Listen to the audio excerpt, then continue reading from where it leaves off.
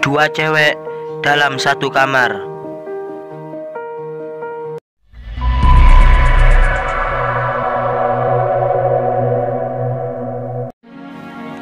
Seorang pemuda bernama Lan merasa tidak betah berada di rumahnya akibat satu dan lain hal. Pekerjaannya sebagai pekerja lepas di salah satu perusahaan di kotanya terbebani oleh suasana rumah yang berisik dan tidak kondusif. Dia pun akhirnya mencari sebuah kamar kos untuk ditempatinya. Sebenarnya dia bisa datang ke kantor setiap hari untuk mengerjakan pekerjaannya, tetapi suasana kantor yang sangat dia jauhi terpaksa membuatnya mengambil jalan lain. Kehidupannya saat tinggal di kamar kos ternyata di luar ekspektasinya. Kejadian-kejadian tidak terduga pun harus dia alami. Penghuni kos lain ternyata membawa kisah tersendiri bagi diri Lan. Apakah yang akan terjadi dengan kehidupannya ke depan? Matahari masih saja terik sore ini. Panasnya tak terlalu terasa karena kota ini masih menyimpan kesejukan walau tak seberapa. Mobil-mobil menyesaki jalanan kota, berhenti di perempatan menunggu lampu merah berganti hijau. Dan ada pula yang memotong jalur mobil lain sembarangan. Gue sedang duduk di dalam mobil kaum urban dengan ukuran kecil ini. Teman gue yang mengemudi dengan serius mengantri untuk menembus kemacetan. Jika dia sedang serius, gue tidak bisa mengajaknya mengobrol barang sekedar basa-basi. Gue hanya melihat motor-motor yang lewat dari sebelah kiri mobil ini.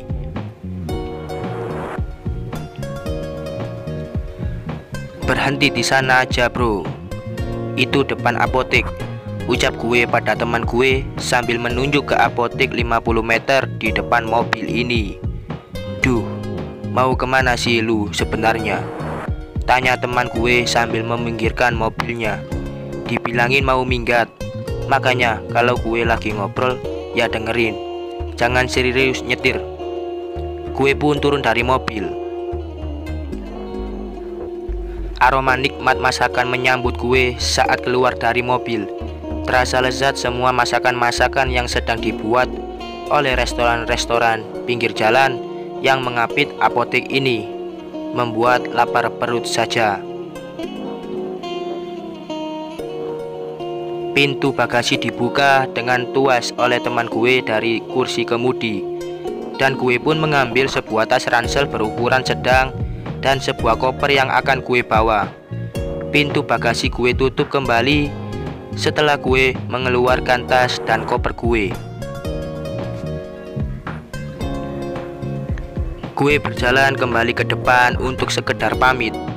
Kaca pintu mobil ini gue ketuk isyarat untuk teman gue menurunkan kaca mobilnya. Gue pun sedikit menunduk agar bisa melihat teman gue yang tengah duduk.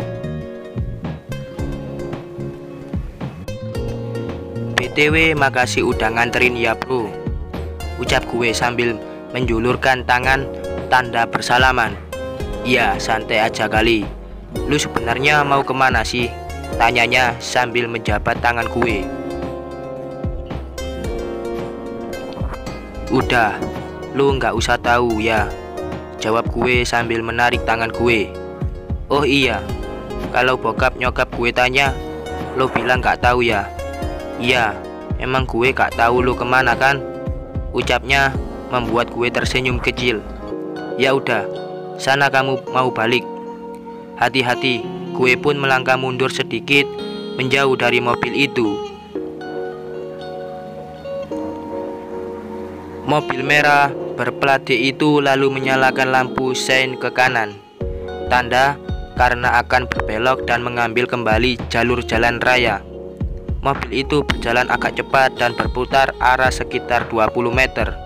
Dari tempat gue berdiri, gue melihat dia melambaikan tangan saat mobilnya melewatiku. Setelah berputar balik, gue pun membalasnya. Kehidupan baru gue akan dimulai hari ini. Memang, gue terpaksa harus seperti ini karena keadaan di rumah sangat tidak kondusif bagi gue yang bekerja sebagai freelancer ini.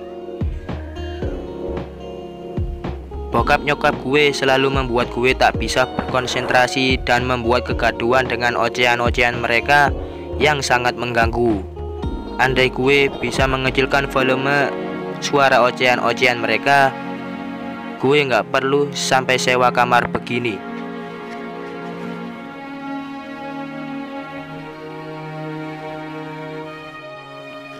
Setelah beberapa menit, gue berjalan menyeberang saat jalan sedikit sepi. 4 ruas jalan yang dibatasi separator di tengahnya membuat gue kerepotan karena membawa koper dengan beban yang cukup berat. Akhirnya, sampai juga di seberang, ucap gue setelah berhasil menyeberangi jalan itu.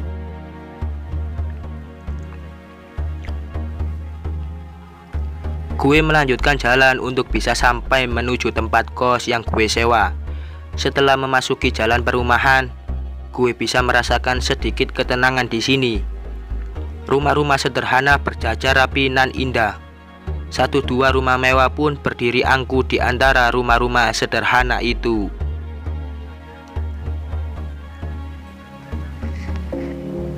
Suara berisik kendaraan kini berganti dengan suara berisik dari roda koper yang gue tarik ini. Beberapa warga terlihat tengah santai di beranda rumahnya. Anak-anak pun ada yang tengah berlari melewatiku. Entah dari mana datang mereka. Sampai gue berhenti di depan gerbang berwarna biru langit. Tinggi gerbang ini gue rasa sekitar 2 meter. Pagar geser ini terbuka setengah dan gue pun melangkah masuk. Suasana hening menyambut dari kosan ini. Tempat yang cocok bagi seorang seperti gue ini.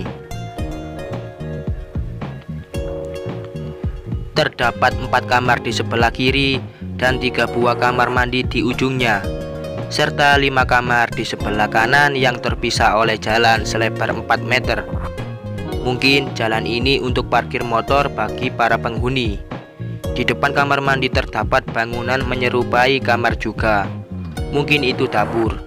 Gue rasa karena pintunya terbuka dan terlihat kompor dari sini. Suara musik dangdut koplo terdengar memecah lamunan gue. 2 orang wanita tengah duduk di depan kamar yang terbuka. Sedari tadi gue hanya melihat 2 motor di depan kamar tersebut yang tengah terparkir, dan gue tak melihat 2 wanita itu. Mudah-mudahan gue nggak diganggu sama 2 makhluk itu, ucap gue pelan. Gue pun berjalan agak ke kiri agar sedikit jauh saat melewati kedua wanita itu. Suara roda koper gue kian lama kian berisik seiring gue mendekati mereka. Dalam hati gue berharap gue tidak dilihat, atau setidaknya gue tidak disapa oleh mereka berdua. Gue mencoba tetap tenang. "Hai cowok," teriak seorang dari wanita itu. Sial, gue hanya memberikan senyum datar sambil terus berjalan. "Jangan sampai ngikutin gue," ucap gue dalam hati berulang-ulang. "Hi, sombong banget sih," ucap wanita itu yang masih terdengar olehku. "Ngapain sih lu pakai ngagetin gue aja," ucap teman wanita itu sedikit memarahinya. "Nggak lihat lu, ada orang baru. Masa nggak mau kenalan?" Gue melihat dari ekor mata. Kedua wanita itu sekarang menatap ke arah gue.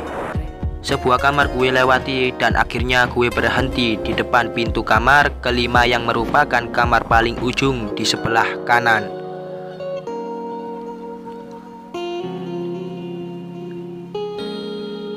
Syukurlah masih ada 1 kamar yang memisahkan kamar gue dengan kamar kedua wanita itu.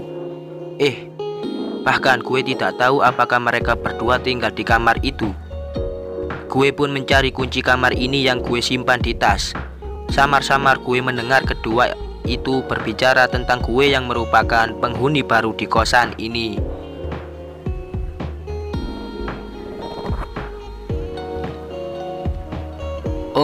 Itu penghuni baru kamar itu.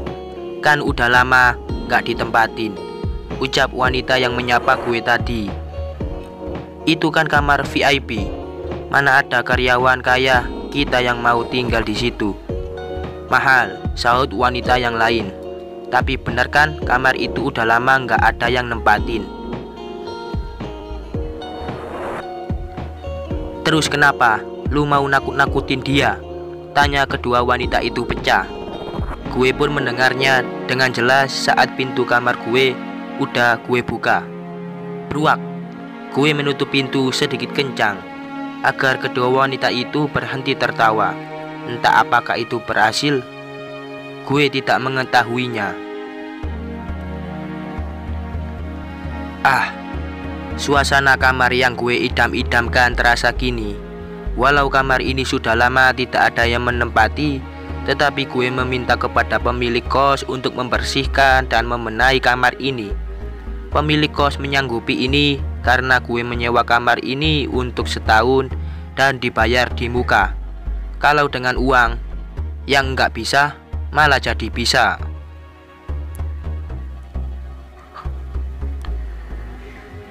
Warna cat hijau yang terlihat baru, tempat tidur dan karpet baru, sesuai dengan pesanan gue. Walau lemari dan meja yang akan gue gunakan untuk kerja masih terlihat barang lama yang hanya dibersihkan dan dicat ulang. Gue menyimpan tas ransel dan koper di dekat pintu, lalu melepaskan sepatu yang sedari siang gue pakai. Kamar ini cukup luas. Gue rasa ukurannya 3 x 4 meter yang termasuk dengan kamar mandi. Gue lalu mencuci muka dan kaki agar kembali segar. Walau harga kamar ini di atas kamar lainnya dan tentu lebih mahal, tetapi tidak ada AC dan bahkan kipas angin sekalipun. Gue hanya bisa membuka jendela agar sirkulasi udara kamar selalu segar. Laptop kerja gue keluarkan dari ransel. Alat-alat pendukungnya seperti charger dan tetikus gue keluarkan juga. Gue nyalakan laptop itu. Gue membuka file-file pekerjaanku yang belum rampung. Sekarang udah jam 4 lebih, sedangkan ada 3 kerjaan yang udah kelewat deadline, ucapku sambil melihat jam di bagian kanan bawah layar. Terpaksa deh, gue mesti beresin hari ini.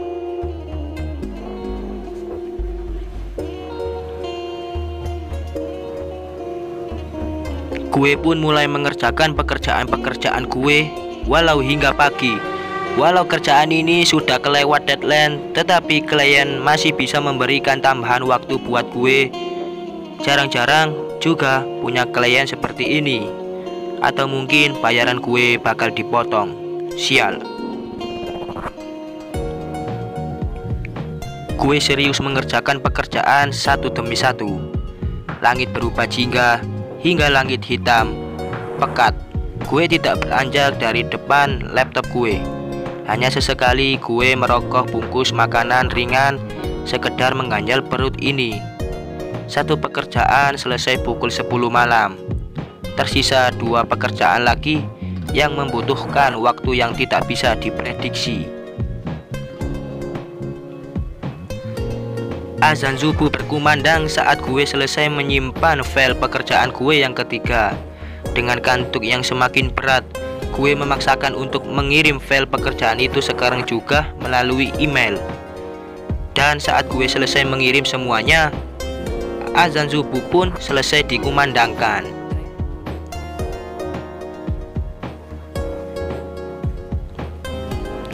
Akhirnya beres juga. Gue bangkit dan merenggangkan otot-otot tubuh ini. Gue lalu pergi ke kamar mandi untuk mandi setelah mematikan laptop gue yang sudah panas itu. Mungkin kalau laptop gue bisa diajak mandi, gue mandikan sekalian laptop itu. Air terasa sangat dingin di kota ini saat waktu pagi buta seperti ini. Mau tidak mau, gue memaksakan mandi dengan air dingin itu. Setelah kegiatan mandi dan pendukungnya selesai, gue keluar dan berbaring di atas kasur gue. Tidak lupa gue mengabari klien bahwa pekerjaan gue sudah gue kirim, dan tidak lupa mengingatkan mereka untuk mentransfer upah gue dengan segera. Kerjaan ngarit tapi bayaran mesti on time. Itulah prinsip gue. Gina, gue dulu yang mandi. Lu kalau mandi suka lama, nanti gue telat. Suara wanita tengah berteriak di depan salah satu kamar mandi yang gue dengar. Gue pun bangkit dan menengok dari jendela yang sedikit terbuka. Ternyata itu wanita yang kemarin. Dia berusaha menggedor-gedor kamar mandi itu dengan susah payah. Salah sendiri lu susah bangun. Gue juga kerja kali. Sabar aja, udah tungguin gue kelar.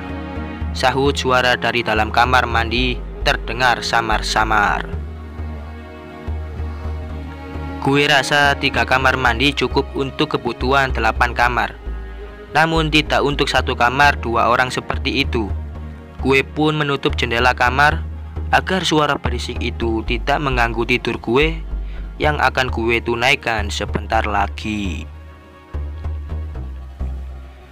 Nikmatnya selimut hangat di pagi hari seperti ini mengundang kantuk gue semakin menjadi. Gue merasa terlelap tanpa butuh waktu yang lama. Akan tetapi tok tok tok, suara pintu kamar gue diketuk keras. Suara ketukan itu terus menerus dan sangat mengganggu gue yang sudah tertidur ini. Siapa sih, orang mau tidur juga ganggu aja, ucap gue sedikit keras sambil mencoba bangkit. Dengan terpaksa gue bangkit dan dengan jalan yang sedikit juntai gue menuju pintu untuk membukanya. Gue pun terkaget karena gue melihat wanita yang tadi mengetuk kamar mandi di sana kini berpindah mengetuk kamar gue. Dia mengenakan tank top dan celana pendek berwarna merah muda serasi. Handuknya diselendangkan di pundak dan di tangan kanannya membawa gayung yang berisi peralatan mandi. Bibirnya tersenyum tanggung. "Maaf kak, boleh numpang mandi nggak?" ucapnya sambil tersenyum malu-malu. Kalau bukan karena rasa ngantuk, gue yang udah berat ini, gue mau ajak berdebat wanita yang satu ini. Sudah mengganggu gue, sekarang mau pakai kamar mandi gue. "Ya udah sana," ucap gue sambil menunjuk letak kamar mandi. "Kalau udah beres, tutup aja pintu kamar gue. Gue mau tidur, jangan diganggu lagi." Wanita itu hanya mengangguk senang dan segera menuju ke kamar mandi gue. Kalau gue nggak ngantuk gini, gue intip juga tuh cewek lagi mandi, ucap gue dalam hati berkhayal. Tanpa berlama-lama, gue menutup pintu kamar gue dan segera mengambil posisi yang nikmat untuk tidur. Sambil terpejam, terbesit pikiran bagaimana kalau gara-gara wanita itu barang di kamar gue ada yang hilang. Tetapi gue langsung terlelap sebelum menemukan jawaban pertanyaan itu. Sekian.